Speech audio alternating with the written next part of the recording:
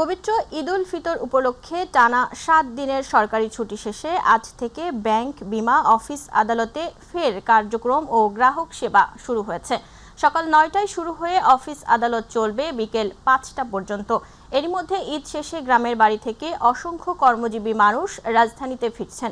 ছুটি দীর্ঘ হওয়ায় সরকারি কর্মকর্তা কর্মচারীদের বেশিরভাগই আজকের মধ্যে ঢাকায় পৌঁছাতে শুরু করেছেন। এর জন্য ট্রেন, বাস ও লঞ্চ টার্মিনালগুলোতে কর্মজীবী মানুষের উপচে পড়া ভিড়। ঈদ উপলক্ষে ১৭ থেকে ২৩ মার্চ পর্যন্ত মোট ৭ দিন সাধারণ ছুটি ঘোষণা করা হয়েছিল। তবে অফিস খোলার মাত্র একদিন পরে আবারও ছুটি পাচ্ছেন চাকুরিজীবীরা। আগামী বৃহস্পতিবার ২৬শে মার্চ স্বাধীনতা দিবসের ছুটি রয়েছে।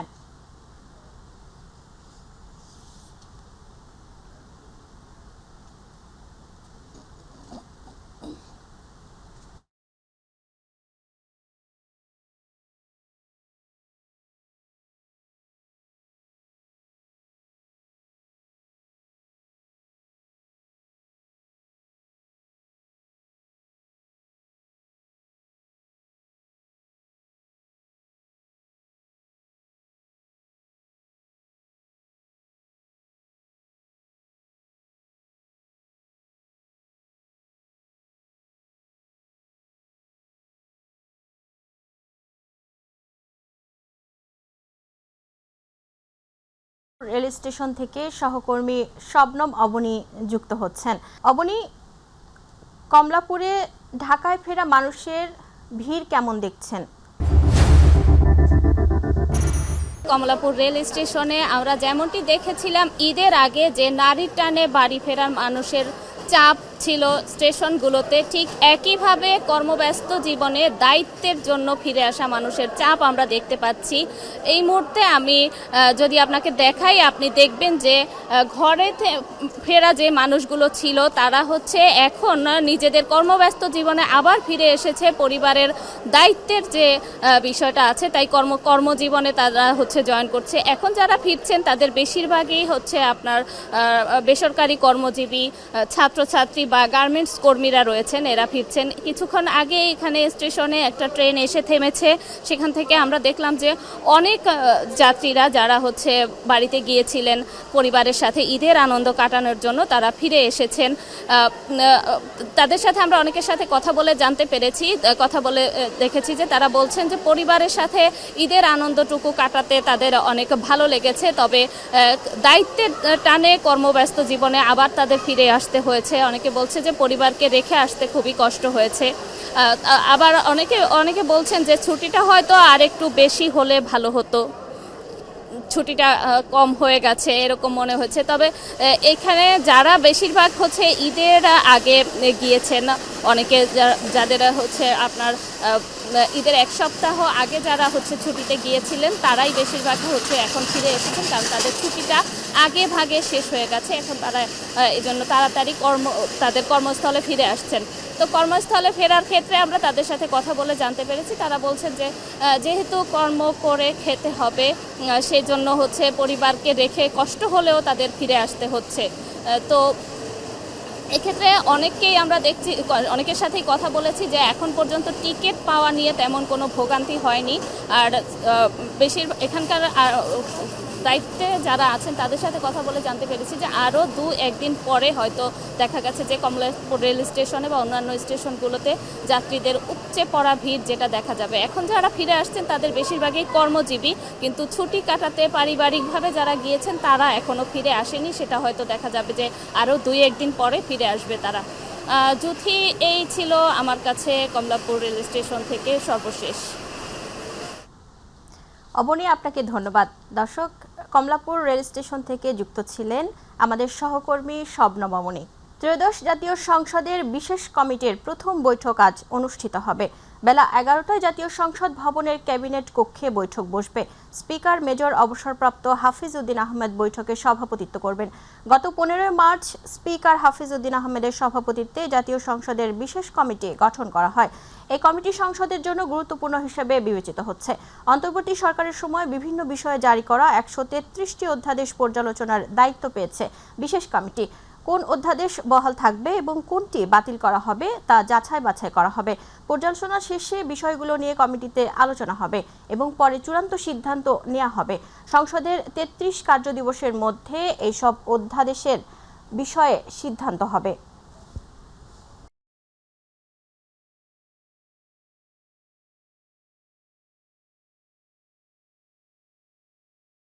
সংসদ ভবনের সামনে আছেন সহকর্মী ইউসুফ আলী, যুক্ত হচ্ছি তার সাথে।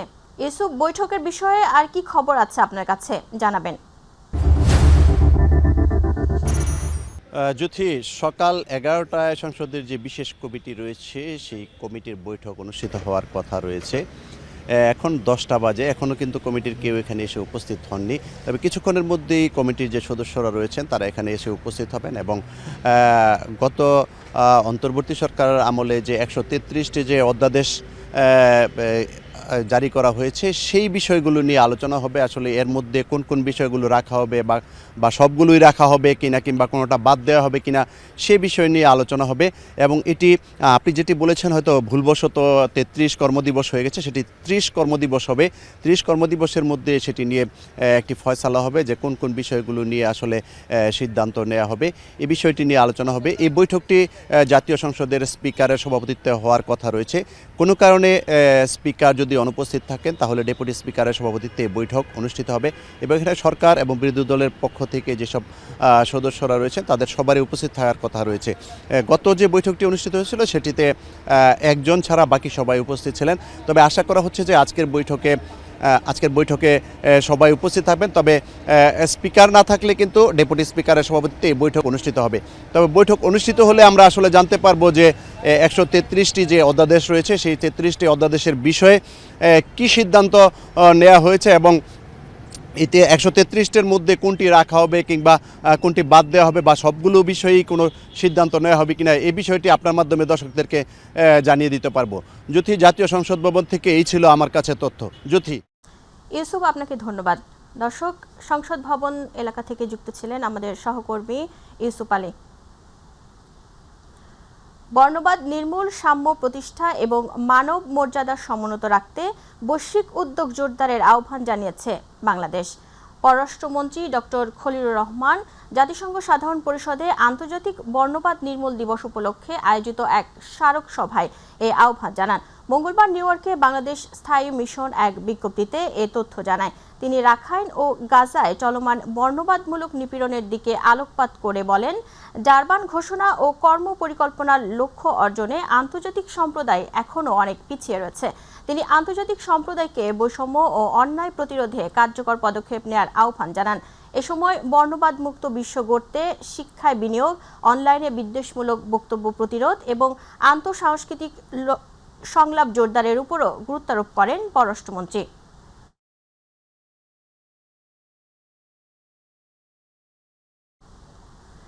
ঈদের তৃতীয় দিনেও রাজধানীর বিভিন্ন বিনোদন কেন্দ্রে মানুষের উপচে পড়া ভিড়। পরিবার পরিজন নিয়ে ঘুরতে এসে আনন্দ ভাগাভাগি করছেন নগরবাসী। বিশেষ করে চিড়িয়াখানা, শিশু পার্ক, জাদুঘর আর নভ থিয়েটার সবখানেই ছিল উৎসব মুখর পরিবেশ। আরও জানাচ্ছেন শবনম অবনী। ঈদের তৃতীয় দিনেও ছুটির আমেজে রঙিন রাজধানী। সকাল থেকেই রাজধানীর বিভিন্ন বিনোদন স্পটগুলোতে ভিড় জমাতে শুরু করেন দর্শনার্থীরা।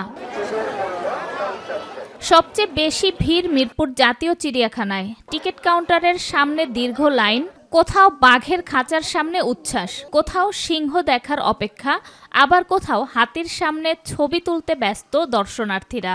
শিশুদের হাত ধরে প্রাণীদের সঙ্গে পরিচয় করিয়ে দিচ্ছেন বাবা মায়েরা। যারা বইতে দেখে বিভিন্ন রকমের প্রাণীগুলো দেখে, তো এইগুলো হচ্ছে বাস্তব ওদের সাথে পরিচয় করা দেওয়ার জন্য বাচ্চাদেরকে নিয়ে আসে। অন্য সময় ছুটি পাই না, এবার ঈদের সময় ছুটি পেয়েছি, তাই ফ্যামিলি নিয়ে ঘুরতে আসছি। সবাই দূর দূরান্ত থেকে আসছি, সো একসাথে হয়ে আজকে চিড়িয়াখানায় আসছি, খুব ভালো লাগে। ঈদের মতো সবার একসাথে ছুটি বছরের অন্য সময়গুলোতে খুব একটা মেলে না, তাই আনন্দ ভাগাভাগি করতে পরিবার পরিজন নিয়ে ছুটে এসেছেন হাজারো মানুষ। শহরের কোলাহল ভুলে প্রকৃতি আর প্রাণীদের সান্নিধ্যে কাটাচ্ছেন উৎসবের সময়। আমরা অনেক দূর থেকে আসছি চিড়িয়াখানার উদ্দেশ্যে, বিশেষ করে আমার মেয়ের জন্য আসা হয়েছে আর কি। ও চাচ্ছিল যে আমি চিড়িয়াখানা দেখবো, চিড়িয়াখানাতে কি কি আছে একটু উপভোগ করব। এমনি সময় তো বন্ধ পাই না আমরা, এখন ঈদের ছুটিতে বন্ধ পাচ্ছি, এর জন্য ঘুরতেছি পরিবার নিয়ে। যানজট জীবনে হচ্ছে একটু ছুটি কাটা যখন পাই, ঈদের ছুটিতে বিশেষ করে ছেলে মেয়েকে নিয়ে একটু বেরোতে পারলে মনে হয় একটু ভালো লাগে। তো সাধারণ দিনে হচ্ছে স্কুল কলেজ নিয়ে অনেক ব্যস্ত থাকি, আজকে ঈদে বন্ধ পেয়েছি তাই এটাকে উপভোগ করছি। শিশুরাও খুশি বই ও টিভিতে দেখা প্রাণীদের সামনে দেখতে পেরে। চিড়িয়াখানা আসছি পশু পাখি দেখতে, ঘুরতে। ঈদের ছুটিতে এখানে আসছি পরিবারের সাথে ঘোরাঘুরি করার জন্য, ভালোই লাগছে আসছে। ঈদের তৃতীয় দিনেও চিড়িয়াখানা সহ রাজধানীর অন্যান্য বিনোদন কেন্দ্রগুলো দর্শনার্থীদের পদচারণায় মুখরিত। ঈদের এই ছুটির সময়টা পরিবার পরিজন নিয়ে ঘুরতে এসে উপভোগ করছেন সবাই। জাতীয় চিড়িয়াখানা থেকে শবনম অবনী, মাই টিভি, ঢাকা। পবিত্র ঈদ উল ফিতরের আনন্দ উপভোগ করতে বরিশালের গৌরনদী ও আগলছাড়ায় বিনোদন কেন্দ্রে দর্শনার্থীদের উপচে পড়া ভিড়। প্রতিদিন সকাল থেকে সন্ধ্যা পর্যন্ত সব বয়সের ভ্রমণ পিপাসু লোকের সমাগম ঘটেছে। প্রতিনিধি মোহাম্মদ গিয়াসউদ্দিন মিয়ার রিপোর্ট। গৌরনদী উপজেলার বাড়তি ইউনিয়নের প্রত্যন্ত কটকস্থল এলাকায় প্রাকৃতিক সৌন্দর্যের লীলাভূমি, নৈসর্গিক দৃশ্যে ঘেরা বিনোদনমূলক ফারিহা গার্ডেন, বাটাজোর ইউনিয়নের বাটাজোর শাহী ৯৯ পার্ক এবং আগলঝাড়া উপজেলার পয়সারহাট ব্রিজ সহ কয়েকটি বিনোদন কেন্দ্র। ঈদ উল ফিতরের লম্বা ছুটিতে রাজধানী সহ জেলা শহর ও বিভিন্ন উপজেলার ভ্রমণ পিপাসুরা সপরিবারে ছুটে আসেন প্রকৃতির ছোঁয়া পেতে। বিনোদন কেন্দ্রগুলোতে আনন্দ উল্লাস করে ঘুরে বেড়াচ্ছেন শিশু কিশোর থেকে শুরু করে সব বয়সের দর্শনার্থীরা। এখানে ঈদ উল ফিতরের ছুটি উপভোগ করতে উচ্ছ্বাসের কোনো কমতি ছিল না দর্শনার্থীদের। আমাদের এখানে এসে সবকিছু মিলিয়ে খাওয়া দাওয়া, ঘোরা সবকিছু মিলিয়ে খুব ভালো লাগতেছে। পার্কে অনেক রাইড আছে, সেইগুলোতে চড়েছি, অনেক মজা পেয়েছি। ঈদ মোবারক। পার্কে বেড়াতে এসেছি, অনেক ধরনের খাবার খেয়েছি, অনেক মজা করেছি। আমি আমার নানা নানুর সাথে পার্কে ঘুরতে আসছি, অনেক মজা লাগছে। ঈদ উপলক্ষে এখানে অনেক দর্শনার্থী দূর দূরান্ত থেকে আসছে, আমাদের বেচা বিক্রি ভালো হইতেছে। যাতে মানুষ সুষ্ঠু, সুন্দরভাবে এবং নির্বিঘ্নে এই ঈদ উৎসব পালন করতে পারে, এজন্য আমরা এই ফারিহা গার্ডেন পার্কে নিয়োজিত আছি। শিশু কিশোরদের সঙ্গে বাবা মা, আত্মীয় স্বজন ঈদের আনন্দ উদযাপন করতে ভিড় জমিয়েছিলেন বিনোদন কেন্দ্রগুলোতে। ঈদ যে একটা আনন্দ এবং সেই জিনিসটা দর্শনার্থী ফারিয়া গার্ডেন পার্কে এসে উপভোগ করতেছে। ফারিয়া গার্ডেন পার্কে আমাদের বিনোদনের জন্য আছে ফটো বুথ, আছে হানি সুইং, আছে বোট, আছে ট্রেন এবং ঈদ সাংস্কৃতিক অনুষ্ঠানের আয়োজন করা হয়েছে। হাফিজা খানম জুথি, মাই টিভি। এবার গ্রাম বাংলার খবর।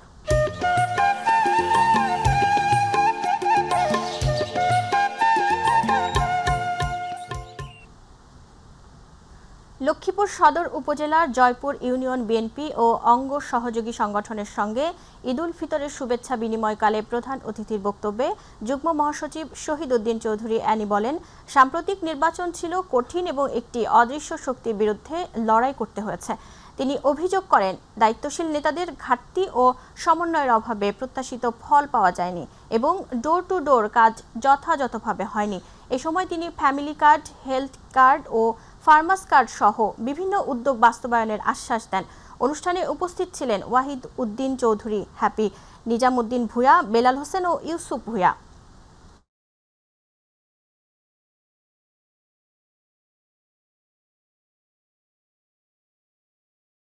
আমাদের নেতৃবৃন্দকে খুব সজাগ থাকবেন, সতর্ক থাকবেন এখন থেকে।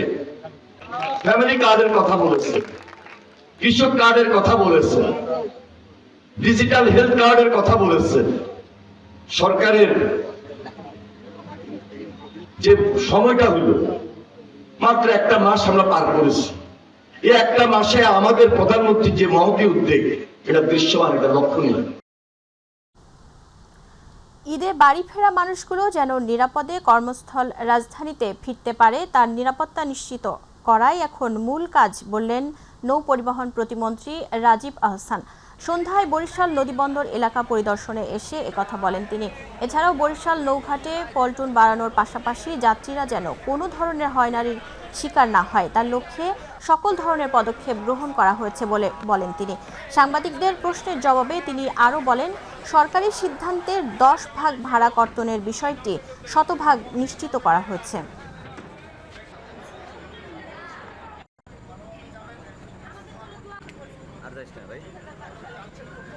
যেখানে ব্যবস্থাপনার ঘাটতি থাকবে আমরা সংশোধন করার চেষ্টা করব। কেউ যদি দায়িত্ব অবহেলা করে তার বিরুদ্ধে ব্যবস্থা নেওয়া হবে। মেসেজটি খুব পরিষ্কার। মৌলভীবাজার জেলার জুড়ি উপজেলা সদরে দীর্ঘদিন থেকে যত্রতত্র ময়লা আবর্জনা ফেলার কারণে পরিবেশ পড়েছিল বিপর্যয়ের মুখে। ময়লা আবর্জনায় জুড়ি নদী ও শহরের বেশ কয়েকটি খালের পানি প্রবাহ প্রায় বন্ধ হয়ে পড়েছিল। অবশেষে মৌলভীবাজার ১ বড়লেখা জুড়ি আসনের সংসদ সদস্য নাসির উদ্দিন আহমেদ মিঠু এমপির উদ্যোগে বদলে যাচ্ছে জুড়ির বর্জ্য ব্যবস্থাপনা।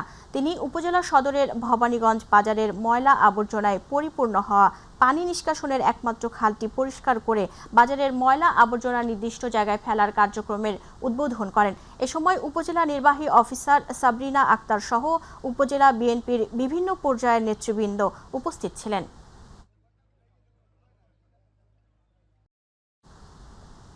নারায়ণগঞ্জের বিভিন্ন বিনোদন কেন্দ্রগুলোতে ঈদের তৃতীয় দিনেও ভ্রমণ পিপাসু মানুষের ঢল দেখা গেছে।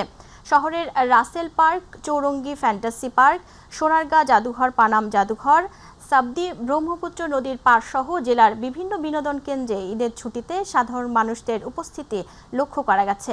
পরিবার পরিজন নিয়ে ইট পাথরের নগরী ছেড়ে একটু স্বস্তির নিঃশ্বাস ফেলতে তারা এসব বিনোদন কেন্দ্রগুলোতে গিয়েছেন বলে জানান দর্শনার্থীরা। পরিবার পরিজনদের সাথে শিশুদেরকেও বেশ আনন্দ উল্লাসে মেতে উঠতে দেখা গেছে।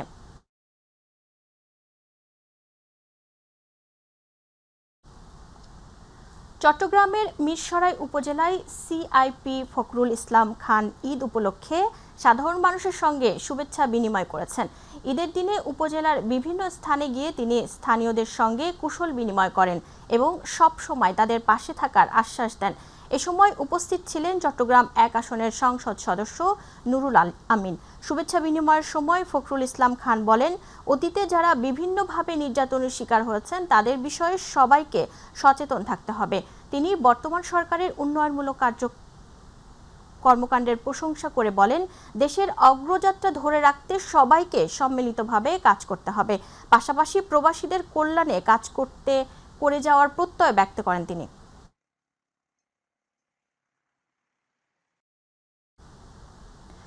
গাজীপুরের কালিয়াকৈরে মাদক কারবারি সুফিয়া ও তার দলবলকে গ্রেপ্তারের দাবিতে মানববন্ধন ও বিক্ষোভ মিছিল করেছে এলাকাবাসী।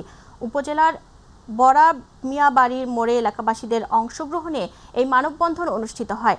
মানববন্ধনে বক্তারা বলেন, মাদকের কারণে সমাজে বিরূপ প্রভাব পড়েছে। মানববন্ধনে উপস্থিত ছিলেন গাজীপুর জেলা যুবদলের যুগ্ম আহ্বায়ক রিয়াজ উদ্দিন, দেলোয়ার হোসেন সহ স্থানীয় বিভিন্ন রাজনৈতিক দলের নেতাকর্মীরা।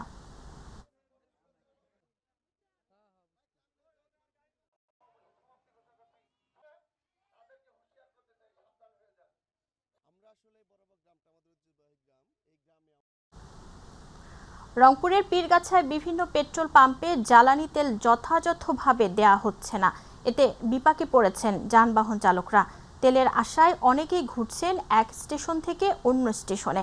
পাম্প সংশ্লিষ্টদের দাবি, জ্বালানি শেষ হয়ে যাওয়ায় বন্ধ রাখতে বাধ্য হয়েছেন তারা।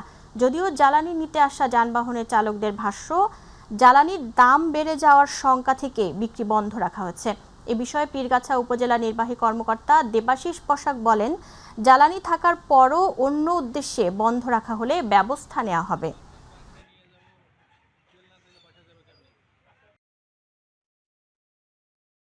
এর সংকট তো নাই, মানে সংকট আমাদের মনে হচ্ছে একটা কৃত্রিম সংকট তৈরি করা হয়েছে। এতদিন চলছিল, যুদ্ধ হয়েছে জন্য তেলের দাম বাড়বে, এই জন্য হয়তো আমার মনে হচ্ছে যারা কৃত্রিম সংকট তৈরি করছে। আর কর্তৃপক্ষ এর জন্য যথাযথ ব্যবস্থা নিচ্ছে না, এই কারণেই মানে সমস্যা তৈরি হয়েছে। এখান থেকে নিয়ে গিয়ে যে খুচরা দোকানগুলো তেল বিক্রি করে এরা 150 টাকা 160 টাকা লিটার তেল বিক্রি করতেছে, কিন্তু পাম্পে আসলে আমরা তেল পাচ্ছি না। আমাদের পেট্রোল পাম্প যেগুলো আছে, পেট্রোল পাম্পগুলো সিন্ডিকেট করতেছে কিনা, ভবিষ্যতে তেলের দাম বাড়বে এই আকাঙ্ক্ষায় তারা তেল মজুত করে রাখছে কিনা, এদিকে গ্রাহকদেরকে ফিরাই দিচ্ছে। এটা একটু প্রশাসনের দৃষ্টি আকর্ষণ করছে, তারা যেন একটু বিষয়টা তথ্য নিয়ে দেখে। সরকার নির্ধারিত যে সীমা আছে সেই সীমার মধ্যে যাতে বিক্রয় করে, তারা বিভিন্ন যানবাহন চালকদের কাছে সেই ব্যাপারে নির্দেশনা দেওয়া আছে এবং এটা অব্যাহত থাকবে।